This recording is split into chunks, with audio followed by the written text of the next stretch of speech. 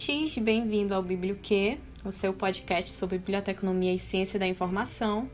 Eu sou Camila Silva, serei a co-mediadora deste episódio e hoje nós vamos tratar de um assunto sério, que é a Covid, ou a mais conhecida como o novo coronavírus, né, Matheus? É isso aí, oi gente, eu sou o Matheus, como a Camila já disse, sou co-mediador do podcast Biblioquê. E a gente vai trazer aqui um assunto muito importante para se tratar, né, que é o novo coronavírus e também compreender o papel do bibliotecário nesse momento. Exatamente, Matheus, e para nos ajudar a falar sobre essa temática, hoje nós trouxemos 3 convidados. O primeiro é o professor Carlos Wellington. O professor Carlos Wellington é doutor em Políticas Públicas pela Universidade Federal do Maranhão, é bibliotecário da UFMA também e atualmente também é professor da Universidade Estadual do Maranhão, pertencente ao Núcleo de Tecnologias para a Educação. Nossa próxima convidada é a professora Célia Barbalho, que é graduada em Biblioteconomia pela Universidade Federal do Amazonas e atualmente realiza o estágio pós-doutoral no programa em Propriedade Intelectual e Transferência de Tecnologia para a Inovação, ponto focal da Universidade Federal do Rio de Janeiro. E também é professora titular da Universidade Federal do Amazonas. Seja muito bem-vinda, professora Célia. E hoje também contamos com a presença da professora Daniele Nomata. A professora Daniele é doutora em Ciência da Informação pela Universidade Federal de Santa Catarina. Também atualmente é coordenadora do curso de Biblioteconomia da UFAM. Olá a todos e todas que nos ouvem aqui no Biblioquê.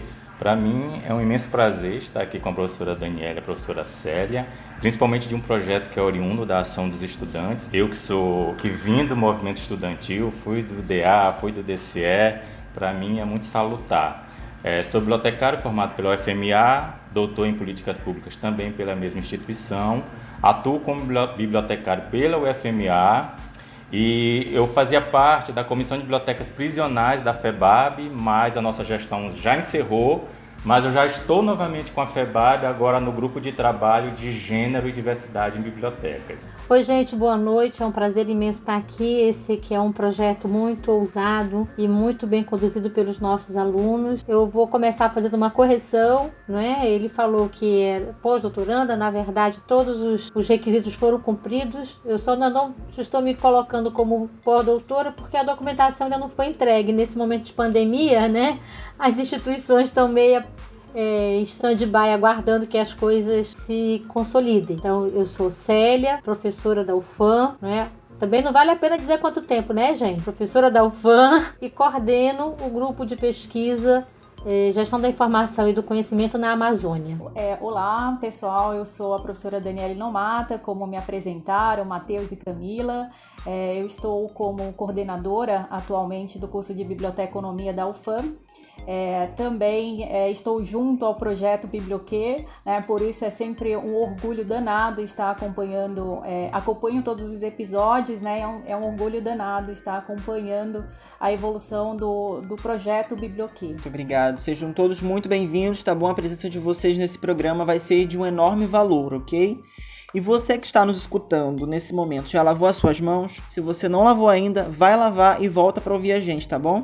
Se você está ouvindo esse episódio em maio de 2020, já sabe que estamos falando da Covid-19. Essa pandemia, né, que está afetando milhares de pessoas no mundo. E tudo começou na China, com o seu primeiro caso registrado no dia 31 de dezembro de 2019. Desde então, a Covid-19 se espalhou ao redor do mundo e a cada dia que passa, os números expressam a letalidade dessa doença.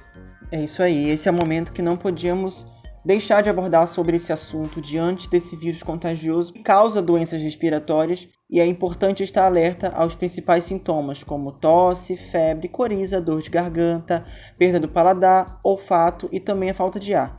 Além disso, a Organização Mundial da Saúde informa a importância do uso de máscaras, manter as mãos limpas com sabão, álcool em gel, 70%. Isso, Matheus. E vale lembrar que existem pessoas assintomáticas, né? Mas que estão passando o vírus. Por favor, sempre que for necessário sair de casa, usem máscaras e evitem tocar tanto no acessório, em rosto, como também no contato físico com outras pessoas, sempre mantendo uma distância de 2 metros no mínimo. Isso aí. E depois dessas informações básicas sobre o vírus, e também as recomendações do OMS, vale mencionar que em março desse ano, o Sistema Nacional de Bibliotecas Públicas orientou os bibliotecários sobre os cuidados que deviam ter quando trabalhavam diretamente com pessoas.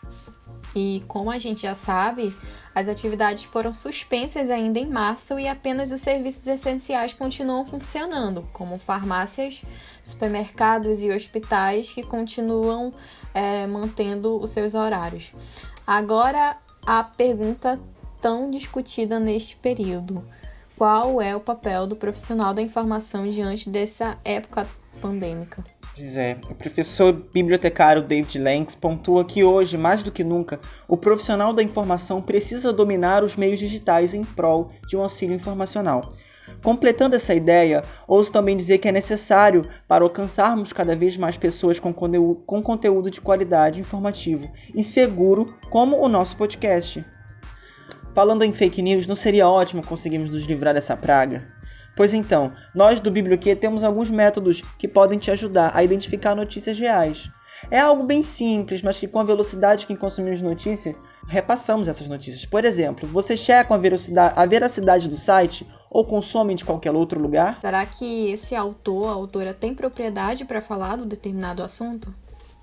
Além de verificar datas das postagens, se não há uma opinião implícita naquele artigo ou site, esses pontos realmente são muito importantes. A bibliotecária Débora Nascimento destaca sobre a contribuição dos bibliotecários nesse momento.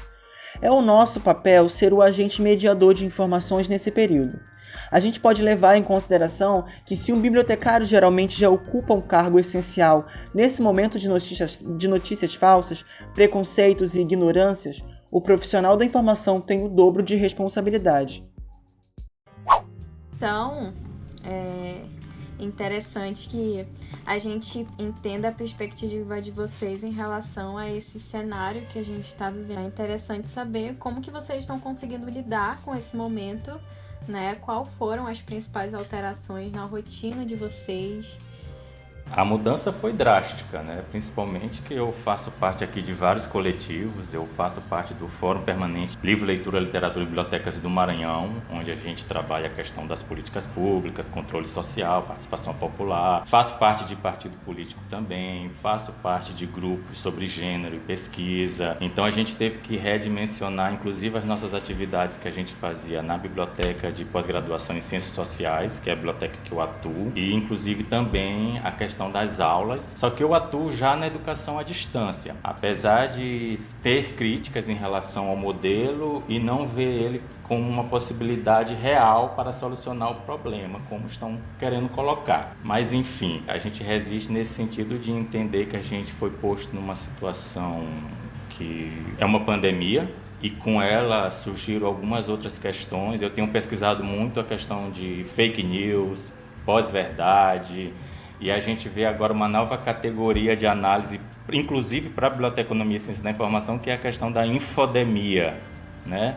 Essa questão das pessoas se informarem única e exclusivamente através de fake news. E aí eu acho que o nosso papel nesse cenário é vital e importante, como também dos comunicólogos, as pessoas que trabalham com a comunicação social.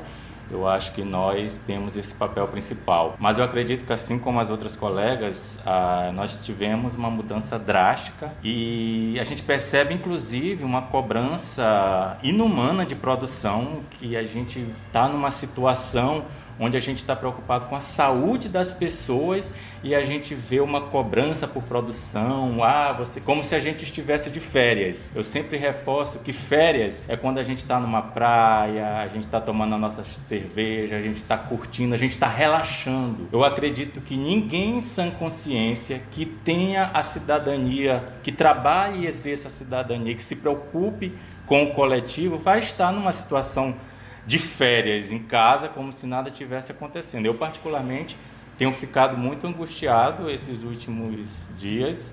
A gente vê que a coisa vai se alongando, e aí as pessoas se valem do discurso da economia, disfarçado de outras coisas, e a gente vê que a preocupação com as vidas realmente não assumem o protagonismo que deveriam ser. A gente cumpre o que nos é pedido, até porque eu sou funcionário federal, eu tenho que cumprir, com algumas demandas que a gente pode cumprir remotamente, mas dizer que a gente está com a nossa saúde mental 100% não estamos, né? Olha, é assim, foi uma ruptura, né? De qualquer forma. A gente estava acostumado com um ritmo de vida que de repente a gente teve que modificar. Eu, por muitos dias, logo no começo do isolamento, né, desse distanciamento, eu acordava e dizia assim, gente, isso é muito surreal, né? Eu ter que ficar trancada dentro de casa. Mas, na verdade, eu fui aprendendo a conviver com essa situação, não é? E criando várias formas de fazer com que esse momento que a gente está passando, ele se transformasse em algo extremamente produtivo. Então, eu ouso dizer para vocês que eu acho que hoje eu trabalho mais do que se eu não tivesse isolada. Porque é tanta coisa, vai aparecendo tanta coisa. A primeira coisa que eu fiz foi fazer uma lista do que eu queria resolver durante esse período, né? A minha lista não diminui nunca, né? Então, é assim, realmente a gente tem produzido muito, Carlos acentuou, a gente tem uma cobrança muito grande pela produtividade, mas acima de tudo, parece que a gente precisa esse momento para resgatar algumas coisas que eu queria ter feito e nunca fiz, então eu vou aproveitar agora. E aí isso foi aumentando a minha lista de uma maneira que eu olho para minha lista todo dia e digo, mas eu não consigo, não vou dar conta. E hoje eu já estou até com medo que acabe esse período e a minha lista continue grande da forma como está. Não é?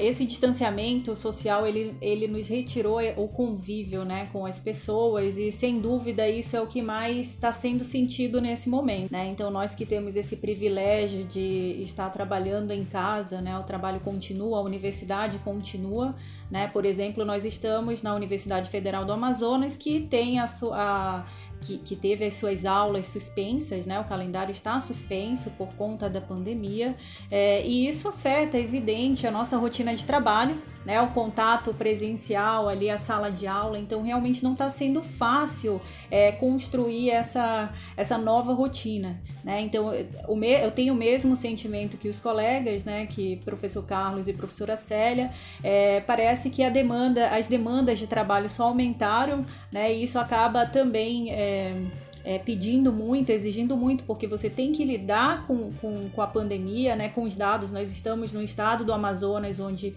o número de casos aumentam a cada dia, né? Nós temos um sistema de saúde colapsado, né? Isso é de conhecimento de todos. Então, lidar com tudo isso, né? Lidar com as entregas de trabalho, com as reuniões virtuais, com o trabalho que não parou, né? Nós só deixamos de ir para a sala de aula. Então, também lidar com essa rotina de trabalho não é uma tarefa fácil. Exato. E o professor Carlos apontou algo muito interessante, que é em relação a essa necessidade de ser produtivo o tempo todo, e ninguém está bem em casa, sabe? Nós estamos em um momento em um local que de certo modo é de lazer, é de descanso, e ao mesmo tempo ele se tornou algo totalmente voltado ao trabalho. Então há uma ramificação nisso que de certo modo enlouquece o ser humano. Então nós não estamos em casa de uma maneira democrática, né? A gente está por pura necessidade de saúde mesmo. Quer dizer que assim, que é uma certa tensão, não é? O que a Dani estava colocando e o que o Carlos colocou. Porque nós temos uma tensão emocional que é forte, porque nós não sabemos o que isso vai trazer para a gente posteriormente, não é? Essa pressão emocional que a gente sofre, que a gente faz de conta que não sofre para poder suportar, não é? Para poder viver, para poder não pensar nisso, na verdade, não é? E do outro lado a gente tem essa questão da nossa produtividade, né? Porque a gente direto e indiretamente é cobrado para produzir, né? Para mostrar, parece que a gente precisa mostrar à sociedade que a gente não está de férias, né, Carlos? Que a gente não está de férias porque a gente não está tomando a nossa cervejinha, a gente não está na nossa praia, nessas praias lindas lá do Maranhão, não é? A gente está em casa trabalhando, gente, trabalhando muito, não é? E sendo demandado muito. Por quê? Ainda por cima, além de todos os nossos trabalhos nossa atividade de trabalho, nós temos as tarefas domésticas, não é? Que a maioria de nós não estava mais acostumada a fazer, não é? Eu, pelo menos, não estava, não é? Então, assim, de um momento para o outro, A gente teve que assumir essas atividades domésticas junto com as atividades nossas, da nossa área profissional, junto com essa questão emocional e essa relação que a gente tem com a família, né? Porque que nos aproxima, claro. Então tudo isso, se você colocar aqui nesse caldeirão, ele vai fervilhar e uma hora ele vai aflorar e a gente espera que seja de uma forma que a gente consiga contornar qualquer problema que isso possa vir a gerar. Olha, eu acho que um dos problemas que a gente enfrenta, que é grave, que é muito sério, é o problema da desinformação, não é? A fake news é uma coisa que nos assola, não é? Que nos afeta profundamente. Ainda mais se a gente olhar pesquisas, por exemplo. Eu recentemente fiz uma palestra na Marcha para a Ciência sobre fake news, né? E eu levantei algumas pesquisas sobre esse assunto, né? Então a gente tem uma pesquisa agora, que acabou de ser fechada, que os dados foram coletados de 17 de março a 10 de abril, de pesquisadoras da Fiocruz, né? Onde elas dizem o seguinte: olha, falsas notícias elas circulam mais no Instagram, no Facebook, mas principalmente 73% das fake news que circulam no WhatsApp, né? Por quê? Porque é, na verdade, um instrumento mais ágil, né? Tá ali na ponta do dedo e parece que a pessoa não consegue raciocinar com a cabeça, ela raciocina com o dedo. Ela tem você falou da obesidade, eu digo, ela tem uma ansiedade de informação, não é? Que é um outro termo que vem sendo cunhado bastante.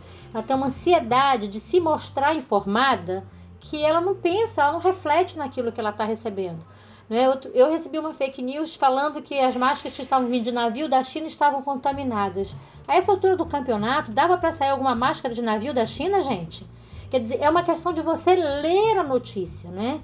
Mas as próprias entidades da nossa área, elas têm trabalhado muito na questão dessa disseminação, do combate à fake news, e uma das coisas que se coloca é exatamente isso, né? Elas se propagam muito mais porque as pessoas leem só o título da mensagem, elas não se preocupam em ler a mensagem toda, para entender o que é aquela mensagem. Ela lê o título, puf, vou divulgar. Ah, não, eu estou sabendo, eu vou divulgar. Isso, para mim, sinceramente, é terrível, porque foi como já foi colocado aqui, são pessoas que divulgam, que fazem parte dessa militância digital difícil, dolorida, sem raciocínio lógico nenhum, que tem condições de raciocinar, não é? Que tem condições de avaliar se essa informação é verdadeira ou falsa. A professora Célia comenta a questão das fake news, né? Vocês estão também falando sobre infodemias, mas é importante também, a gente precisa combater tanta coisa, né? Além das fake news, as infodemias, tem também o combate à contra-informação, né? Que eu vejo também que é tão difícil quanto você combater as fake news, porque o mais difícil tem sido isso, combater a contra-informação, que é diferente da desinformação, né? A contra-informação é uma estratégia que está direcionada a distorcer e mentir fatos que são reais, né? E dados científicos, por exemplo, né? Em prol de um determinado viés político, né? Então, além de ter todo um grupo, de ter empresas, organizações, profissionais tentando combater fake news e infodemias, a gente também precisa estar combatendo a contra-informação, né? Do que a gente vem vendo no cenário nacional político, né? Então são tantas questões que nos colocam numa situação muito difícil, né? Esse comportamento informacional, digamos assim, das pessoas em acessar informações, mas não saber o que fazer com elas, né? Não saber a validação, não conseguir mensurar qual é a qualidade, qual é a veracidade daquela informação, é um problema seríssimo, né? Que nós estamos enfrentando nesse cenário atual. Aliás, no cenário atual por conta da pandemia, né? Mas isso já vem acontecendo há muito tempo. A professora Daniele fala, é muito interessante porque, e a professora Célia também traz esses dados interessantes, muita informação é compartilhada pelo WhatsApp e qualquer pessoa pode criar um cardzinho no PowerPoint, no Canvas, usando a logomarca do Ministério da Saúde. Qualquer pessoa pode fazer. E as pessoas estão... Agora, existem dois movimentos nesse sentido quando a gente recebe esse tipo de informação. Existem realmente aqueles, como a professora Célia aponta, né, que estão naquela ânsia de ter informação, de repassar, preocupado com seus pares. De repente, aquela informação que recebeu tem uma simpatia que vai salvar a pessoa do Covid, aí ela repassa avidamente, porque já tem o costume de repassar correntes e tal. E tem também a questão, que a Daniela também frisa, que é muito interessante, é a questão da desonestidade intelectual, que é aquela pessoa que sabe que aquela informação é inverídica, que sabe que ela é desonesta, mas sabe que ela possui um uso político ideológico, que é isso que tem muito acontecido ultimamente, que é a utilização da informação como um instrumento político ideológico. E quando a gente vê o chefe do executivo também remando contra a maré da Organização Mundial da Saúde, do próprio ministério, que às vezes propõe uma atividade diferente do que ele propaga em um discurso, a gente percebe que a gente está no nau à deriva, e eu sempre brinco que a gente não está no mesmo barco. No máximo, estamos no mesmo mar e no mar bravio. Alguns em seus iates de luxo e nós, a grande maioria, a classe trabalhadora, numa jangadinhas furada que a qualquer momento pode naufragar. Olha, existem alguns apontamentos, né? Muitos sites que combatem fake news, eles têm alguns apontamentos, né? Que você pode identificar que isso não é uma informação verídica. Uma das coisas que são colocadas além do título é para você precisa, quando você recebe um texto, que você diz assim, olha, isso aqui precisa ser desmascarado, ninguém mostra, a mídia não mostra, então tentar verificar a data da publicação, né? E a gente vê muitos vídeos sendo utilizados, que são vídeos lá do ano retrasado e que estão sendo utilizados como se fossem hoje, né? Então isso é bem importante, né? Outra coisa importante, nós somos profissionais da informação, temos que pensar bem nisso, é a gente verificar a fonte onde foi publicado, né? Onde foi publicado? É fidedigna essa informação, né? E o que as fontes oficiais estão dizendo sobre essas questões? Então, são alguns pontos que a gente pode observar numa fake, né? Isso para identificar, né? Porque o nosso papel de agente mesmo da informação é trabalhar para que desmistificar essa situação. O que acontece? Esses grandes conglomerados, eu sempre, quando eu dou minhas aulas de metodologia, eu sempre digo, vocês nunca mais vão falar que eu vou fazer uma pesquisa no Google, porque o Google não pesquisa nada. Eu sempre digo isso para os meus alunos e eles começam a sorrir. Eu digo que o Google tem algumas estratégias de busca, que é de acordo com o perfil, com buscas usuais, etc, que a gente conhece muito bem, né? A gente tem que começar a responsabilizar esses grandes conglomerados. É o Google, é o WhatsApp, é o Facebook, é o Twitter, que ganham bilhões e bilhões e bilhões lucrando. Eles têm que ser responsabilizados também no controle da fake news. Eles têm que começar, já que lucram tanto da sociedade, eles têm que começar a prestar um serviço à sociedade. Então eles têm que utilizar mecanismos, criar mecanismos, eles têm essa responsabilidade. Porque se a gente for perceber, a mediação das relações sociais, trazendo a questão do Bauman, a questão da fluidez, dos relacionamentos líquidos, eles estão sendo mediados pelas redes sociais. Então tem que ser responsabilizado. A gente também não pode cair naquele discurso de só responsabilizar as pessoas, a sociedade. A gente também tem que dar acesso ao que é de César. Esses grandes conglomerados informacionais recebem trilhões, bilhões. Eles têm que criar mecanismos também de combater a fake news. Ou então, no mínimo, serem responsabilizados também. Vários colegas que infelizmente têm compartilhado fake news que eu fico assim, doido para colocar um processo no código de ética, porque nós temos a expertise em relação aos critérios de avaliação de fonte de dados. Como a professora Célia bem pontuou, a gente sabe identificar uma URL que é inexistente, essa questão de uma notícia, a chamada muito alarmista, que vem com esse viés político-ideológico que eu falei anteriormente.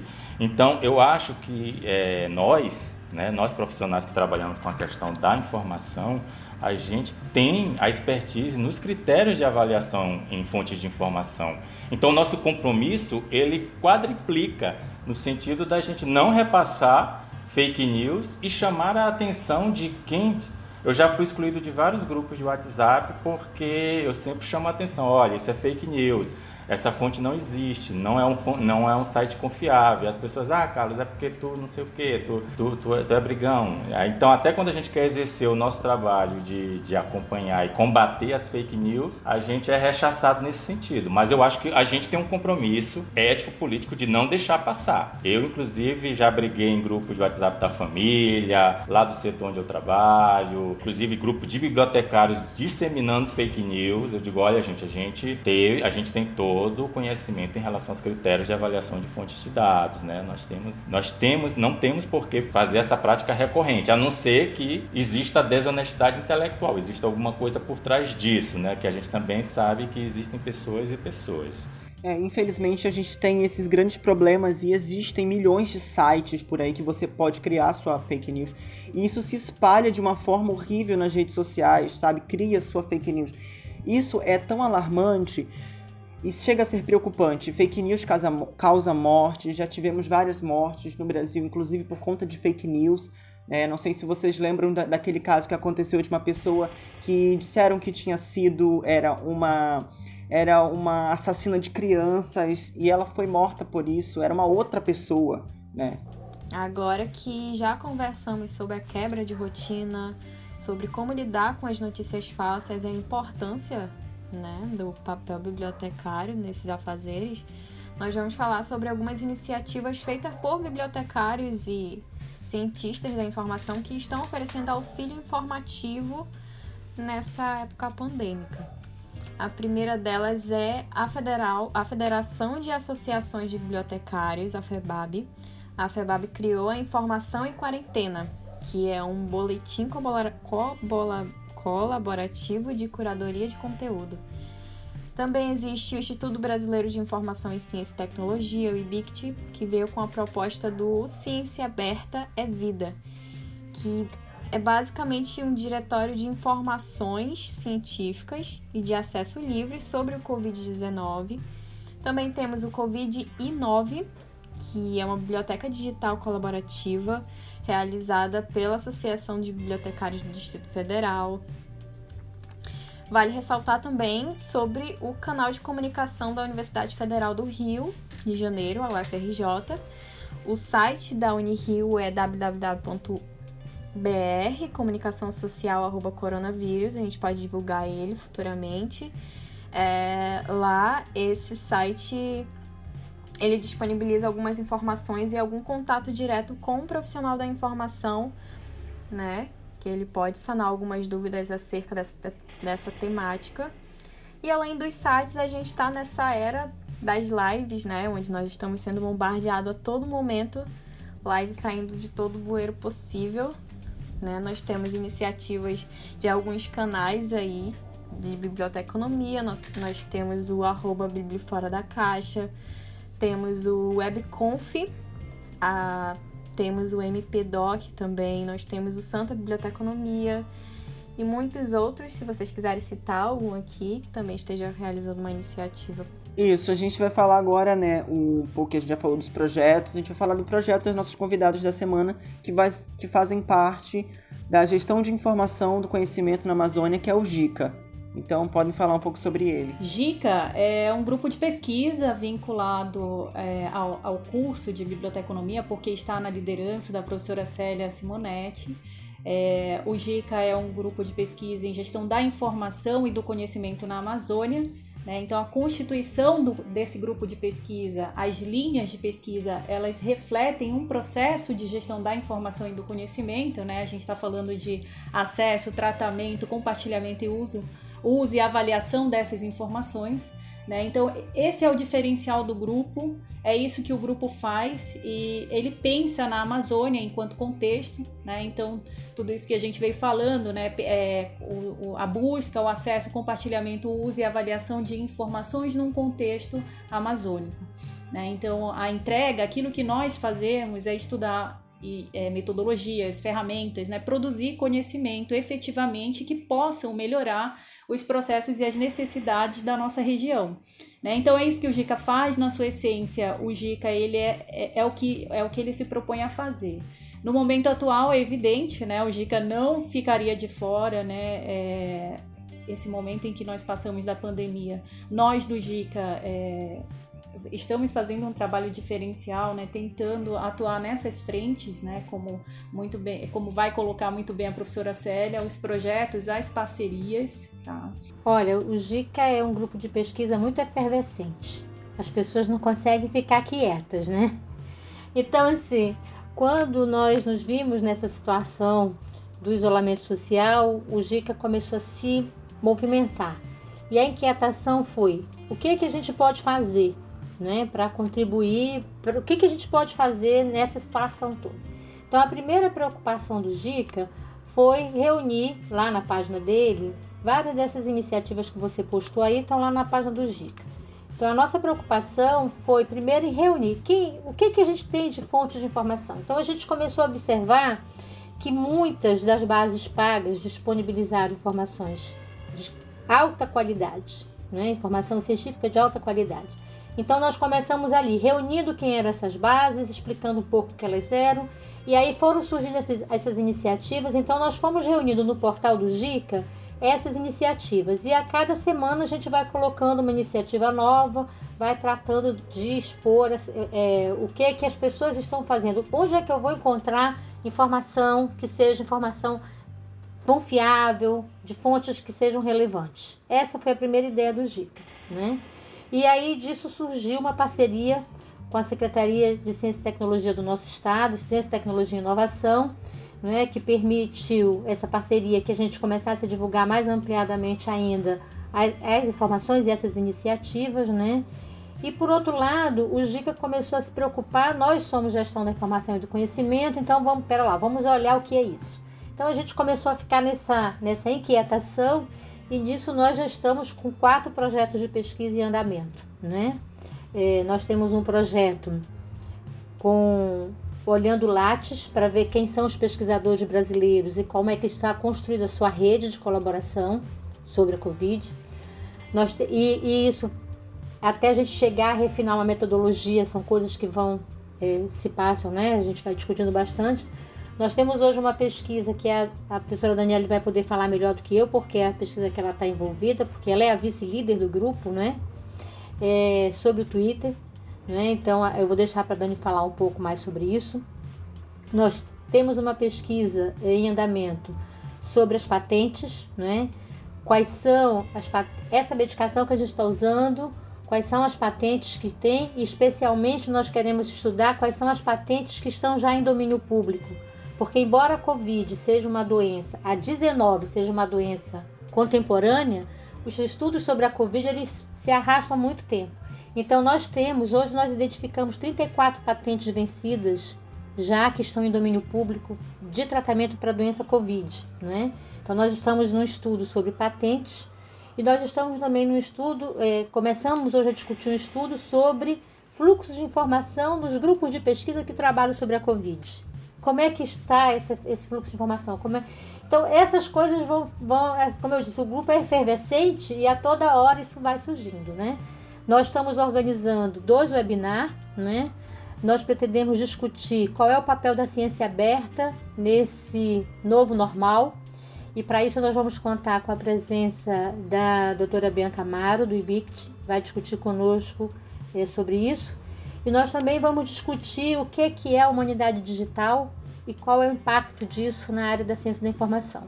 Então essas são algumas das iniciativas que o Gica está trabalhando, né? Mas como eu disse para vocês, acontecem, né? E são outros, por exemplo, nós coordenamos o projeto da Rede Norte de Repositórios. Então nós assumimos uma postura de fazer a divulgação do que os nossos pesquisadores da Rede Norte, os nossos atores da rede, o que eles estão pesquisando. Então toda quarta-feira a gente tem um webinar das pesquisas dos colaboradores, dos atores da Rede Norte, né? O que eles estão trabalhando. Então amanhã a gente tem um, né? E são muitas coisas acontecendo ao mesmo tempo, por isso que eu digo que a lista não acaba, né? Como a gente costuma dizer, não acaba nem fica pouco, né? É importante sinalizar também que o Gica, além dele ser um grupo de pesquisa que vem colaborando com outras frentes, né, como a Secretaria do Estado de Ciência, Tecnologia e Inovação e Educação Profissional, né, do Amazonas. O Gica também é apoiador no subcomitê Covid-19 da Universidade Federal do Amazonas, né? Então ele está em várias frentes atuando com essa função de fomentar informações a respeito do Covid, da pandemia, né? Então, dos projetos que são realizados, eu tenho acompanhado de perto o projeto de monitoramento do Twitter, né, onde nós estamos identificando, qualificando, né, as informações que são tweetadas, né, tentando extrair conhecimento daquilo, qual é o alcance, quais são as redes que são formadas, né, por profissionais, né, isso a gente consegue identificar também no Twitter, qual é o impacto dessa informação, né, e tentar extrair também a classificação de pessoas e organizações nessa rede social. Então, a gente tem, enquanto grupo, né, a gente está produzindo ciência, está produzindo conhecimento também, a gente se pergunta se existe alguma relação daquilo que é tweetado, né, com o que é veiculado nas grandes mídias, por exemplo, né? Então, o grupo tem se debruçado no estudo, na identificação dessas questões, né, monitorando, por exemplo, uma das frentes de trabalho do GICA é fazer esse monitoramento do Twitter, né? Sim, professora, por que a escolha do Twitter? Eu acredito que é uma rede social, né, que tem uma grande participação científica, e seria esse o motivo? Isso é pela representatividade do Twitter, sim. Inclusive, o uso dessa mídia, né, dessa mídia social no Brasil também. Então, nós entendemos que ele seria um caminho, né? Nós estamos falando de um grupo com um pouco mais de 20 integrantes, né? Então, é o que nós damos conta de fazer, né? Então, temos vários projetos acontecendo ao mesmo tempo, né? Mapeamento da produção científica, mapeamento de patentes. Então, nós não teríamos como olhar para todas as mídias no momento, né? Então, o Twitter foi eleito, né, como a mídia social que nós estaríamos fazendo essa análise. O Twitter é, acho que, uma das redes sociais que tem maiores fontes de informação. Pelo menos para mim, eu acordo, abro o Twitter e vejo o que está acontecendo no mundo. A minha primeira fonte de informação é o Twitter. Quem está nos ouvindo também pode passar a seguir o GICA nas redes sociais, né? @gp.gica. Né? Além do Instagram, nós também mantemos um website, né? gica.fam.edu.br. As duas plataformas, digamos assim, elas são o mecanismo que o GICA tem para divulgar as suas informações, as nossas informações, os nossos trabalhos, as notícias, né?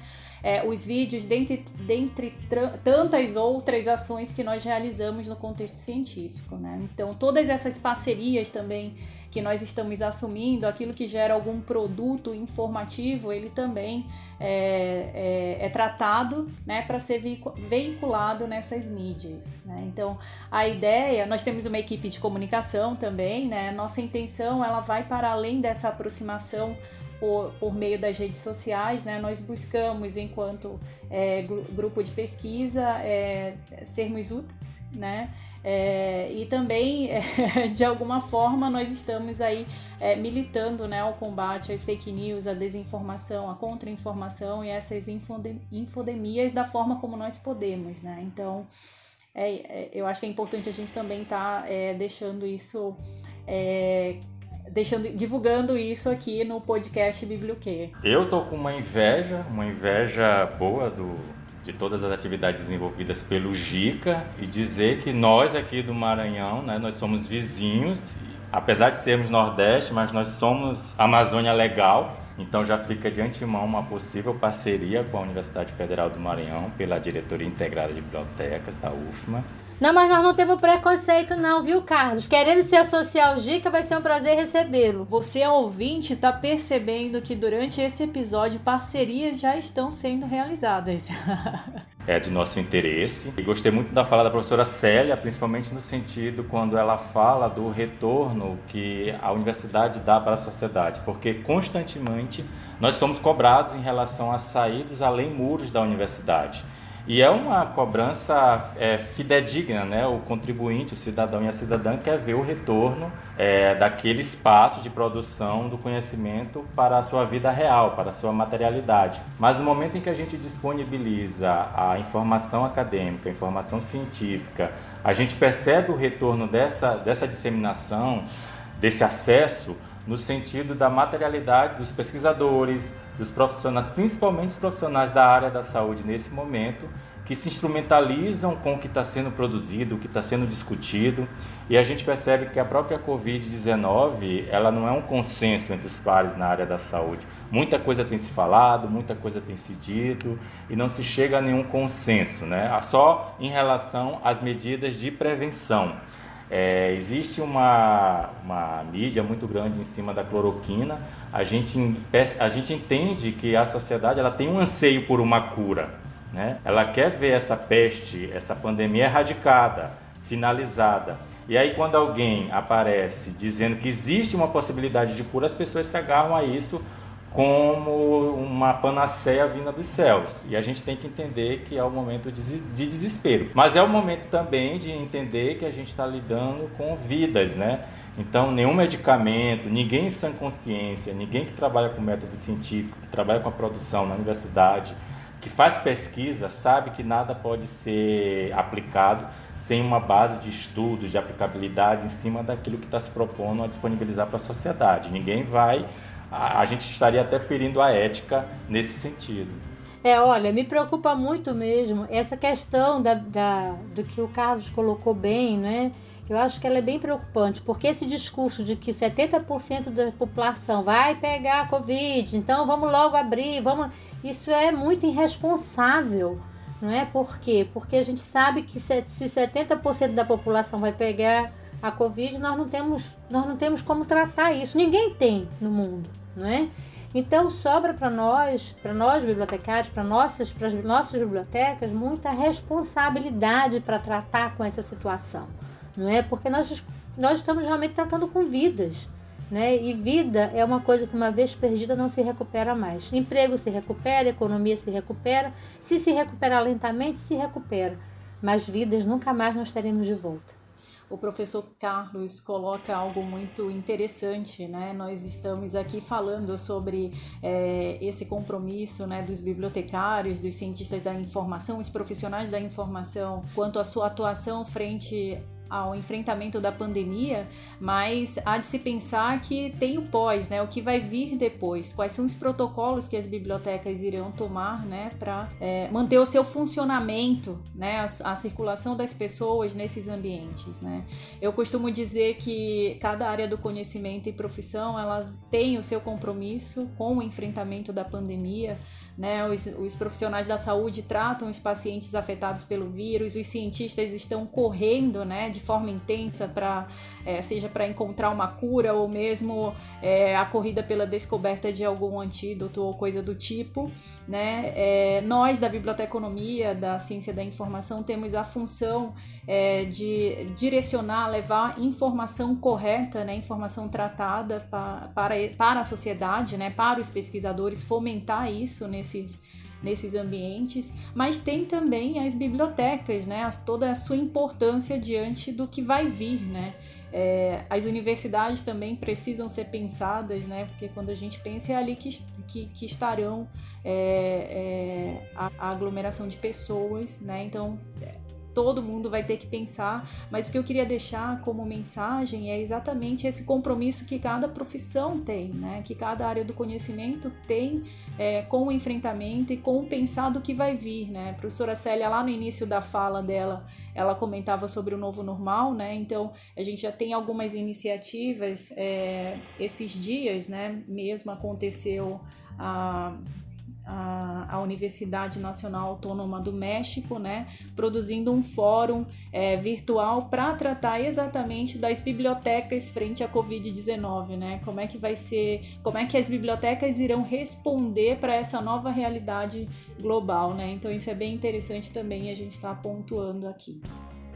Poxa, nosso episódio de hoje chegou ao fim. Então, muito obrigado pela participação dos nossos convidados. Obrigada, gente. Foi um prazer imenso. Estamos à disposição. Se não pela gente, mas qualquer membro do GICA pode ser convidado para participar do Biblioquê. Vai ser um prazer imenso. Eu agradeço a participação. É sempre muito bom estar entre os colegas de forma virtual, né? Já que estamos no distanciamento social, respeitando o distanciamento social. Foi muito produtivo e muito interessante trazer essa abordagem, né, que fala exatamente do papel do bibliotecário, das iniciativas da área. Então é um prazer enorme, estamos aqui disponível sempre que possível. Sigam o Biblioquê nas redes sociais, @Biblioquê no Instagram e no Twitter, tá bom? E não se esqueçam de ouvir os nossos outros episódios que são muito interessantes também, tá bom?